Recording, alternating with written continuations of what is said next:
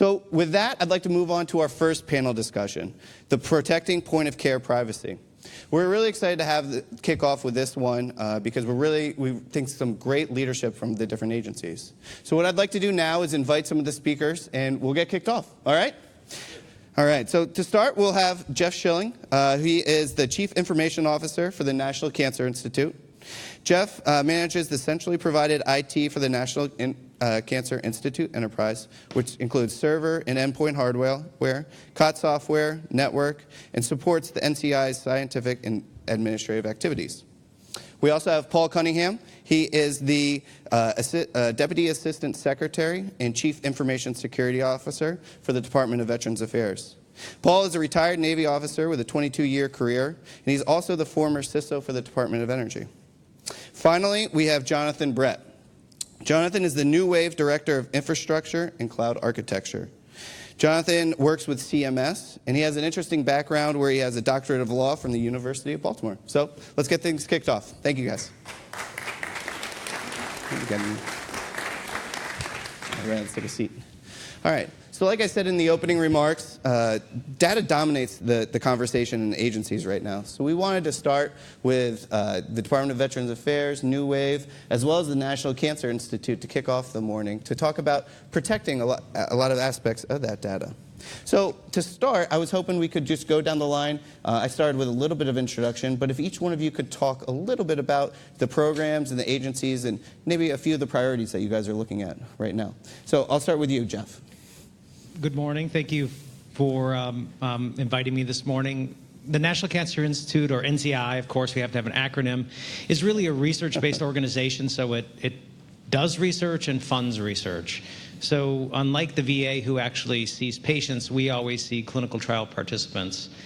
And so we have, and our research goes from very basic understanding how biology works, chemistry works, radiology, to actually working with new technologies and direct clinical trial participant type work. So we also run, and one of the things I wanted to talk about today a little bit later is we run a cancer research registry, or cancer registry.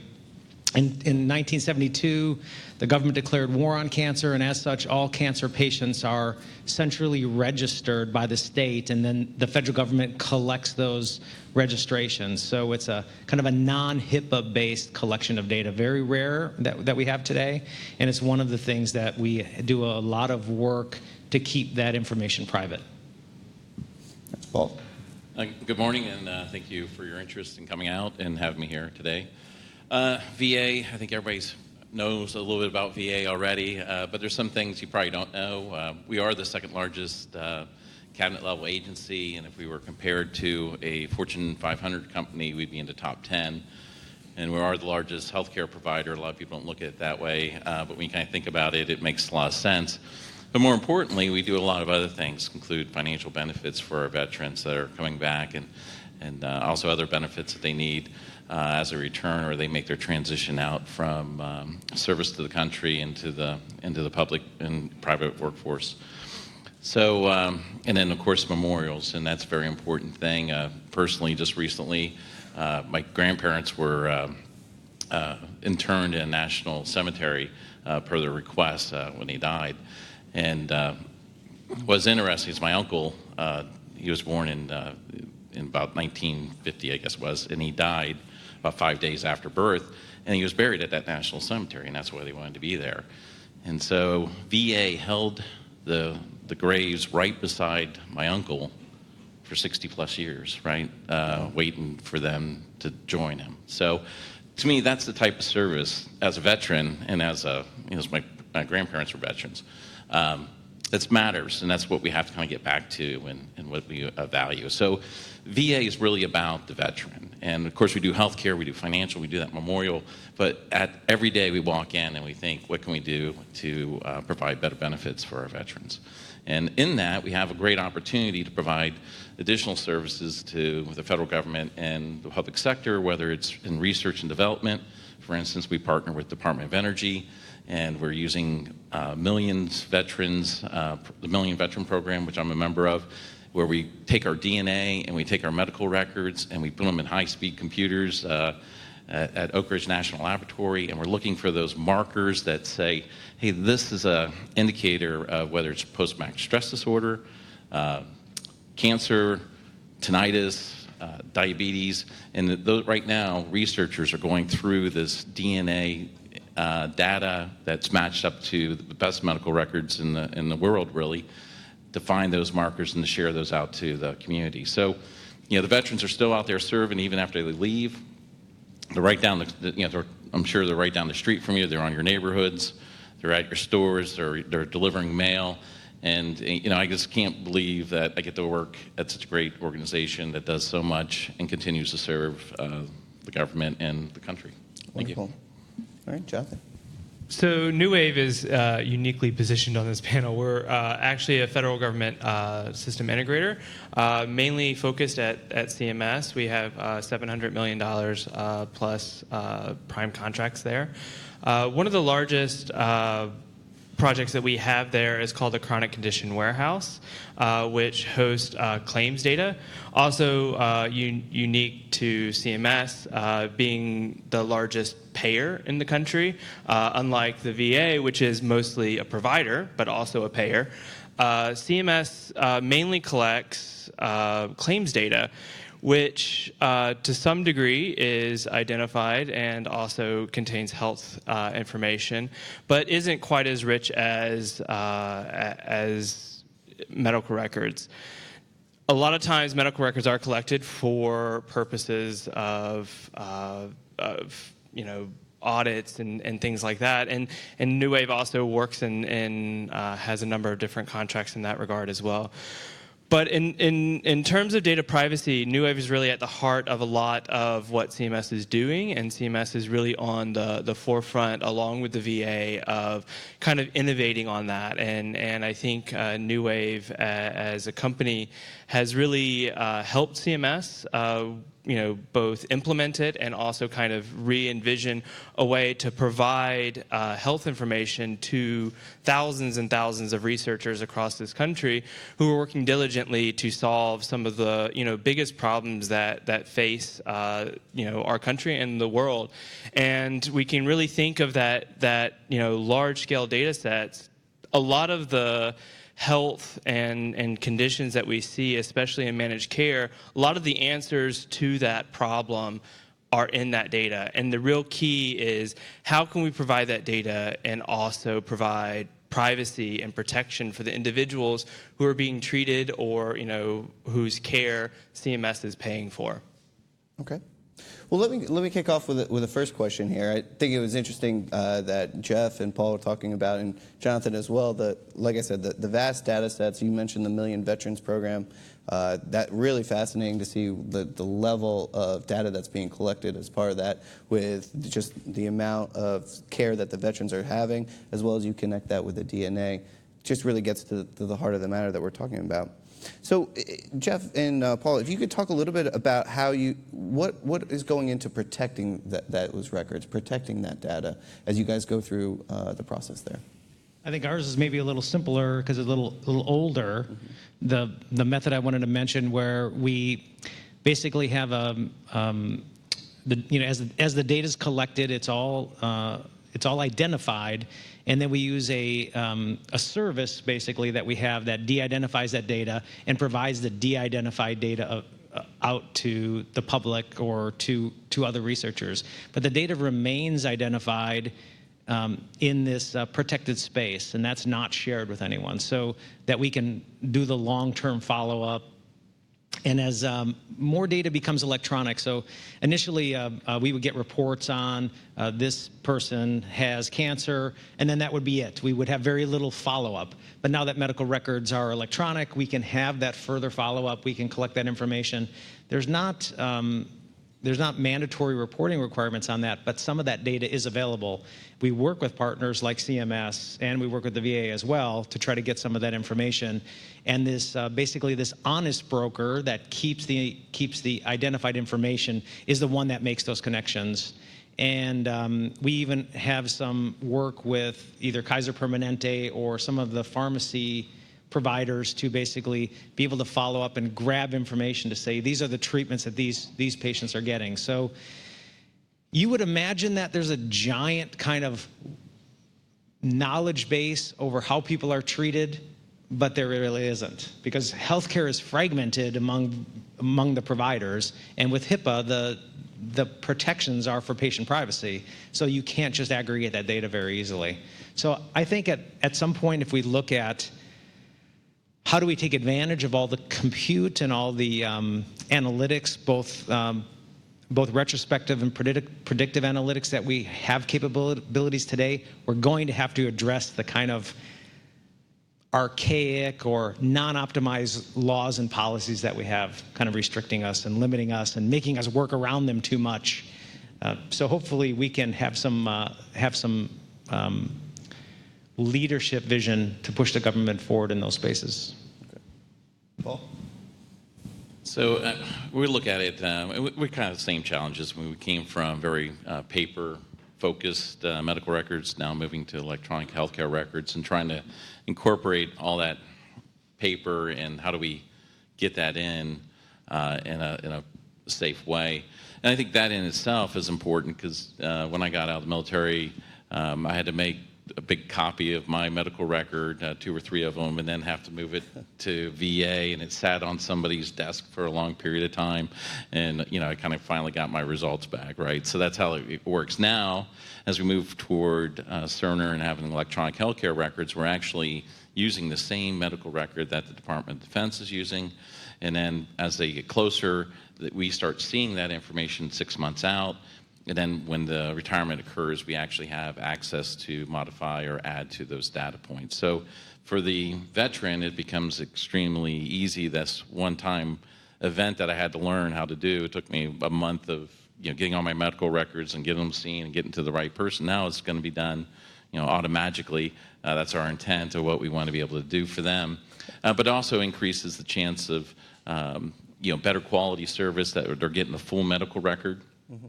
And that the handling of that medical record as it goes from one base to another, I don't have to get my medical record put in the car, and hopefully the car doesn't get broken into. But that's the way we used to do it in the old days. So those sort of things, upon itself, by moving to electronic healthcare records, is increasing security. But just like everybody else, we are tied to federal requirements, HIPAA being one of them. But we also have the Senate looking over us. We have a lot of auditing going on. OMB is very interested in it. We see GAO audits that are coming in, and it's a good thing. The more we can see, the more we can learn of where we are strong as well as where we're weak, and where can we go find other solutions to help us be better at it. And in a lot of ways, we kind of set that pace for the rest of the group. Now, as we move to Cerner, that's the big issue. This is a good chance for us to get that fresh whiteboard, sit down and do security right. I think a lot of times we inherit old legacy systems. We kind of have to bolt the security on and modify the security over years. Certainly that's been the way over the last 20 years with our medical records. So the amount of work that we're doing with the Department of Defense and partner with them and Cerner and even out with the public sector is very important, and that's one way we're finding ways to make sure that we have the right information to the right person, but we also do it not only quickly, but we do it in a secure manner. And kind of compare it to a car. It's like the faster you go, the more that sudden impact is going to really hurt, right? So we can't necessarily go right into top speed. We got to work our way up to make sure that we're doing it in a nice, secure way, and then we'll, what's the next step, and how are we going to get faster and still be secure and protected. Okay. Jonathan, Jeff brought up an issue with the policies and some of the legalities that have to go with it. With your background in law, did you have any comments on that in terms of how you see that evolution going? Sure. So I think there's a number of different complexities here, right? With HIPAA, it's focused on protecting individual beneficiaries' data and allowing them to authorize that use. But then on the other side, in terms of research, there's a competing priority to say, especially from CMS's perspective as a payer, let's reduce long-term costs so that way we can increase the number of individuals covered under the federal programs. And so there's always that kind of competing priorities. At CMS, NewWave just began work with the Center of Innovation there, and a lot of what they're doing is focused on changing payment models from a fee-for-service to a managed care or an outcomes-based payment model. And those are always individual providers electing to do that. But in doing that, they also, of course, have to share individual medical records and information. And then that data is used to determine whether or not outcomes are improved. And that data, in many cases, is driven all the way down to the individual beneficiary level, because you have to actually follow that person throughout the treatment process. And so the complexity there is how do you maintain the privacy that is required by law, but nonetheless also try to move the system forward. And I think there are a lot of policies and regulations that need to change. I think CMS is really on the forefront of that with the draft regulation that's in the comment period now for the introduction or adoption of FHIR across the industry, which is an interoperability standard that's API-based and uses OAuth to provide authorization, and also is moving the industry away from sharing either large sums of data via file or paper, faxing things. And I think that's really critical to move the privacy conversation forward, because until we can really share not just among agencies, but also among providers and among payers, electronic information where we can revoke access when needed, we can ensure that data is being used according to the data use agreement that's been signed. I think that's really the key, and I think a lot of the technology is there and is being adopted, and I think the regulations will follow. Okay, great. Paul, you mentioned the initiative with the electronic health record modernization support.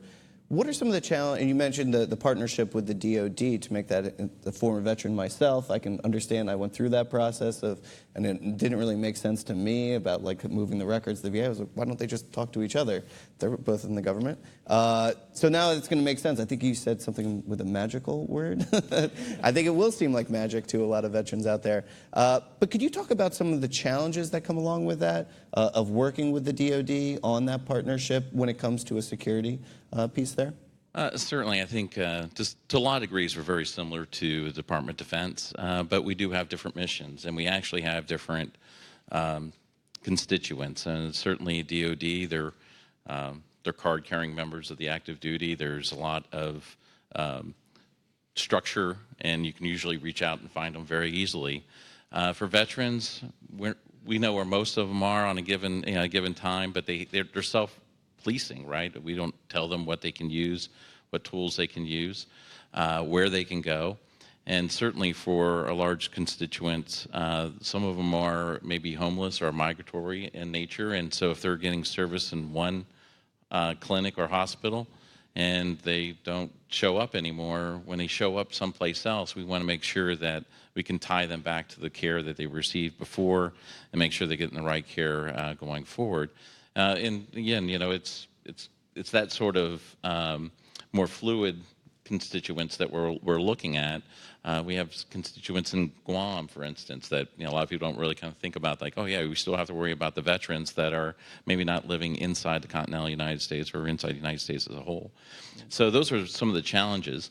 And then again, the Department of Defense has a very military optic, and they can control their networks in a certain way that we and VA need to complement, if not, kind of mirror up. And so there's some of the things we're working with. And it's, over the past year, and certainly the time that I've been at VA, there's this awareness of, we don't want to have meetings just for meeting's sake, but there's not been a meeting with the Department of Defense where I haven't learned a little bit more about DoD, and I was in the DoD for quite a while.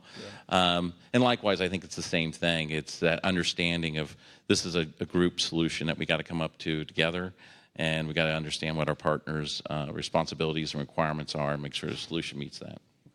So, Jeff, there's a lot of different ways that data is being collected, especially with the Internet of Things. I mean, everybody's got an app. Seems like everybody's got an Apple Watch nowadays, collecting it, or on their phones, what have you. How is that balanced when you guys were over at the National Cancer Research Institute? And when I say about that, in terms of sharing with different researchers, sharing all this vast amount pools of data, what have you, and making sure it's getting into as many of the smartest researchers' hands to going after something as bold as curing cancer? Well, I think the condition we're all faced with now is we have all this data.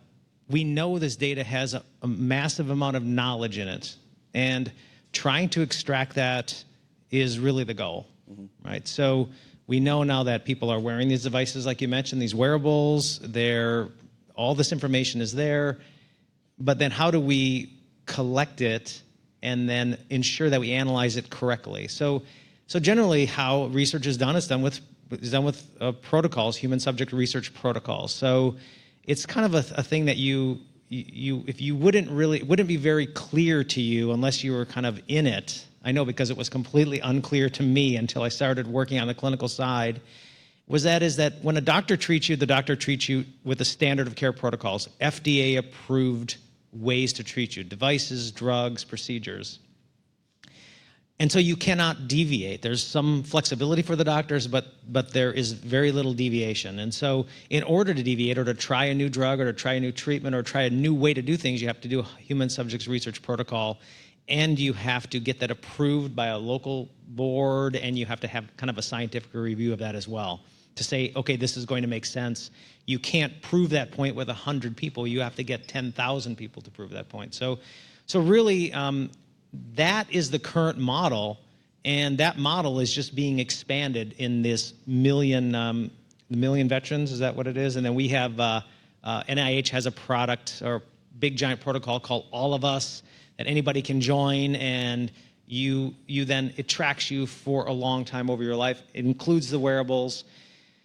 So really, everything is done in these protocols, and then we also then are trying to drive it with policy to enforce data sharing, because you can imagine the scientists who work on these protocols, they spend many years getting them all ready and approved, and then that data is very precious to them. It's precious to their career. It's precious to their success, and so having to share that is a difficult procedure. So I think it's really the structure of moving from small research is really how research is done. It's done with hundreds of people because not that many people are actually participating in trials. And now it's moving to millions of people.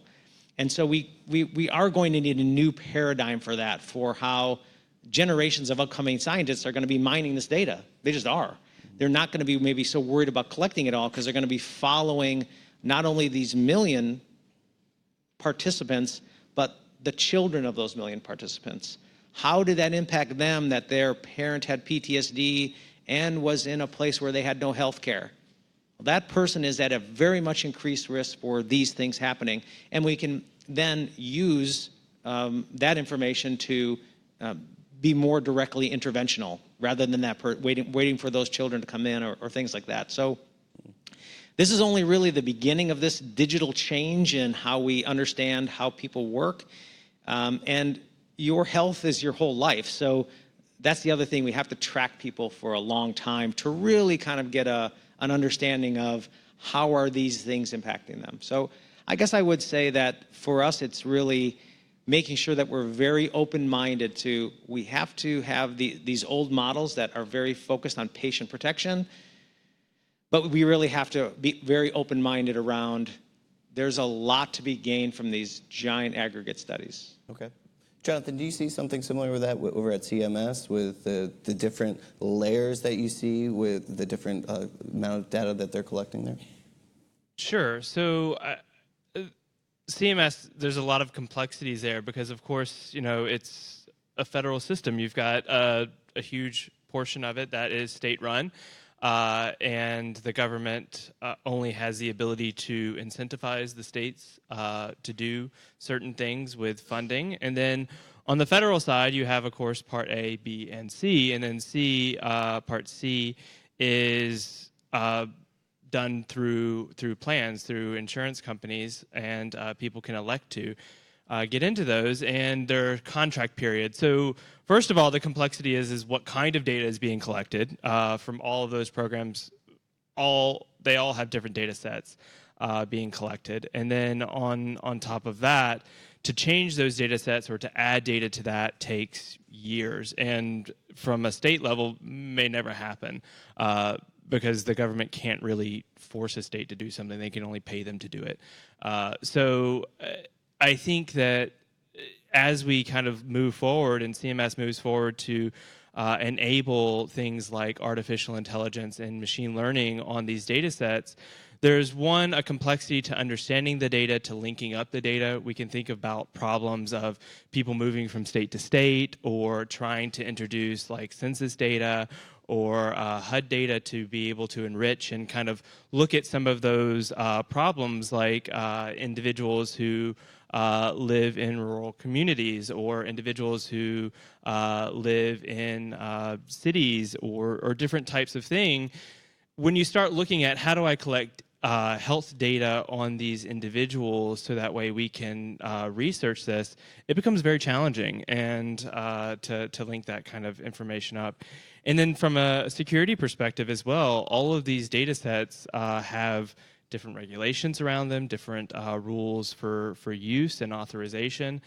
And so I think that as we kind of look forward, and CMS just recently announced the Artificial Intelligence Challenge, mostly using claims data collected from the federal side, we can see that CMS is also trying to move that conversation forward and trying to propose new technologies and new ways of being able to do research and also to provide kind of a laboratory of sorts for scientists to come in and be able to innovate.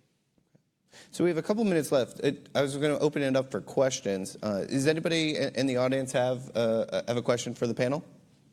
Yes, right back in the future address.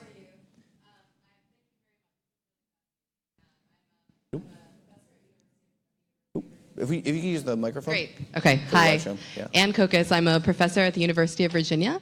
And this has been really fascinating. So I'd like to thank all of you for sharing your insights.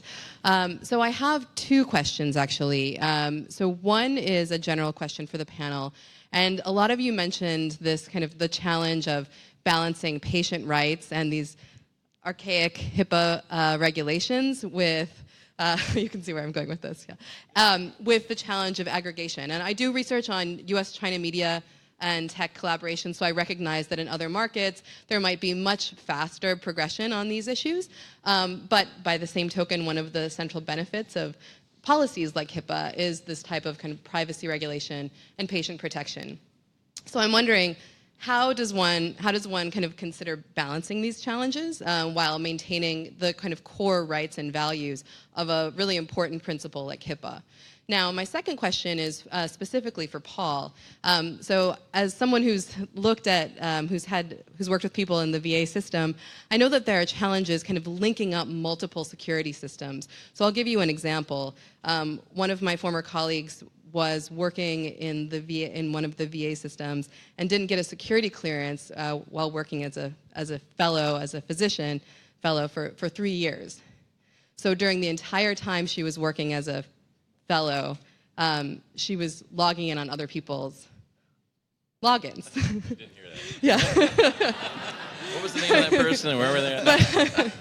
No, but this was actually a chronic issue at that system because there were fellows coming from other countries who now in our current visa system were having difficulty getting clearances, which is a system that is very different from the types of security systems that you're trying to operate. So I understand the rationale for having like tight security, but then we also have these parallel systems operating. So the question is, how does one in your position balance these different priorities?